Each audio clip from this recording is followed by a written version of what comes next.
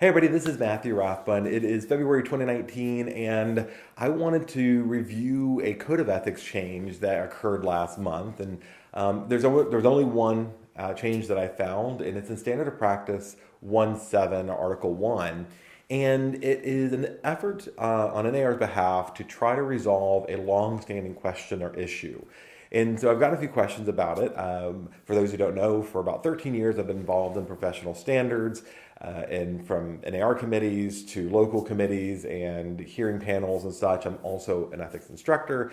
And this is a problem that comes up in every class.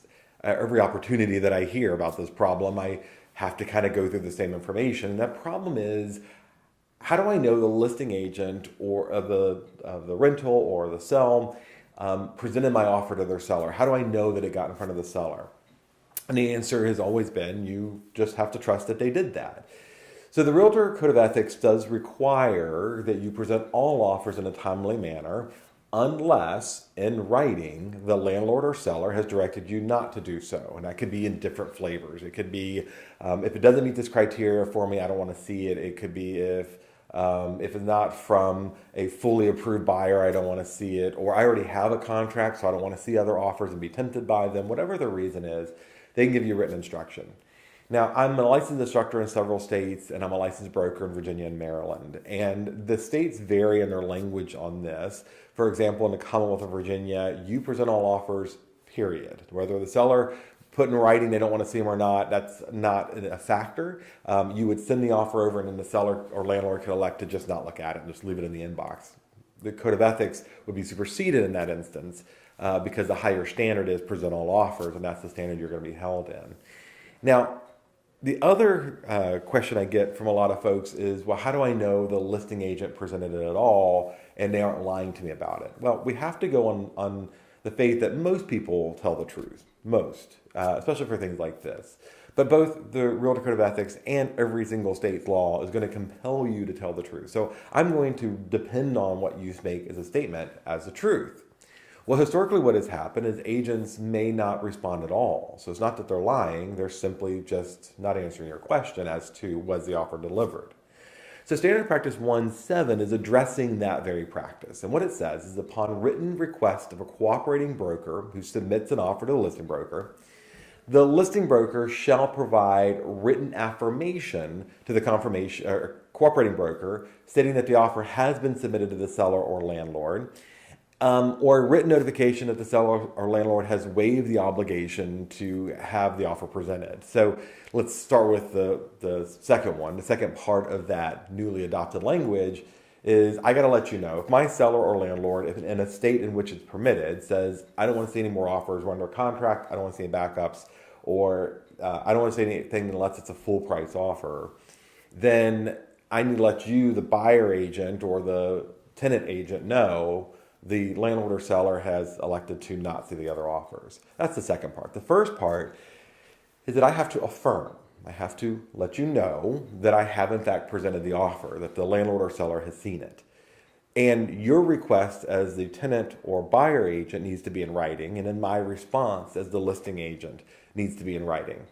And so if you say, hey Matthew, I haven't heard in 2 days of my offer, and I know you received multiple offers, can you please affirm or confirm that you've presented the offer? Then I have to respond in writing to say, yes, I have presented the offer. I am not obligated to tell you the status of the offer. I'm not obligated to tell you that the buyer or sellers are considering it, or if they're accepting another offer, or if they're negotiating with other parties. That would take the legs out of the negotiation ability of the seller, and we would not harm them by adopting language that would, affect their negotiation position. And so this new change simply is requiring that if requested in writing, you must respond in writing, whether it be email or text, that I did present the offer. That's it. That's my obligation under the new change. Now the question then remains, how do I know they actually presented it? And what if I think they didn't? Well, if you have evidence that they didn't present your offer, you need to have pretty solid evidence. You can file a complaint with the Realtor Association or the licensing board. Generally, we recommend starting with the association. And then go from there, as you would any other complaint. The other question we get is, well, what if I just put in explosion date. This bomb is ticking. If you don't respond in 2 days, the offer disintegrates and explodes. And I've got some pretty strong opinions about why that's a bad idea in your negotiations. And I've done other videos on that. But the most compelling one to me is you always have the right, until ratification, to withdraw your offer. So if your buyers are getting antsy, they don't trust the listing agent, they think there's something sketchy going on, they can send over an email and say, we're withdrawing our offer. We've given you enough time. We don't want it to be a pawn in your negotiations with other buyers trying to manipulate their offer using ours, like you can do a 113 and 115.